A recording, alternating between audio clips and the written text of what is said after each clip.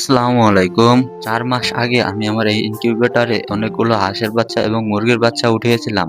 তারপর থেকে এই ইনকিউবেটর এইভাবেই পড়ে আছে। তাই আজকে আবার এই ইনকিউবেটরটিতে ডিম বসানো হবে। তার জন্য ইনকিউবেটরটিকে বের করে ভালোভাবে মুছে নিচ্ছি। ইনকিউবেটর মোছা শেষে আমি যেখানে ইনকিউবেটর বসাবো সেখানে সুন্দরভাবে ইট দিয়ে নিচ্ছি। সুন্দরভাবে ইট বিছিয়ে তার উপরে মেশিন ভালোভাবে বসিয়ে দিচ্ছিলাম যাতে নড়াচড়া না করে।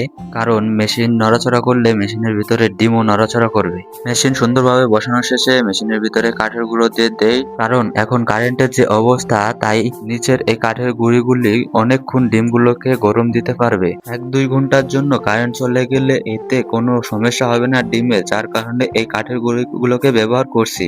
কাঠের গুঁড়ির উপর দিয়ে আরেকটা কাপড় বিছিয়ে দিচ্ছি যাতে ডিমের গায়ে ময়লা না লাগে, যার কারণে এই কাপড়টি বিছিয়ে দেওয়া। কাপড় বিছানোর শেষে মেশিনটিকে অন করে কিছুক্ষণের জন্য রেখে দিলাম যাতে মেশিনে পর্যাপ্ত তাপ হয়ে থাকে। তারপর হাঁসের ডিমগুলোকে খুব সুন্দরভাবে জীবাণুনাশক দিয়ে ধুয়ে ভালোভাবে মুছে নিচ্ছিলাম এবং মার্কার দিয়ে চিহ্ন দিয়ে রাখতেছি। যেহেতু আমার এই ইনকিউবেটরটি ম্যানুয়াল ইনকিউবেটর, হাতে ডিম উল্টাতে হয়, তার জন্য মার্ক করে রাখলে বোঝা যায় ডিমের কোন পাশে ভালো তাপ হয়েছে এবং কোন পাশে তাপ হয়নি। হাঁসের ডিমগুলোকে গুছিয়ে নেওয়ার পরে দেশি মুরগির যে ডিমগুলো রয়েছে সেগুলোকে ভালোভাবে জীবাণুনাশক দিয়ে ধুয়ে মুছে সুন্দরভাবে চিহ্ন দিয়ে রাখতেছি।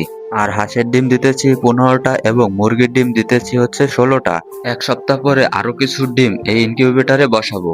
এই বাচ্চাগুলো ব্রুডিং শেষ হয়ে যায় এবং ওই বাচ্চাগুলো ফুটে। সুন্দরভাবে ডিমগুলোকে ধুয়ে মুছে চিহ্ন দেওয়া শেষে মেশিনে একটা একটা করে বসিয়ে দিলাম।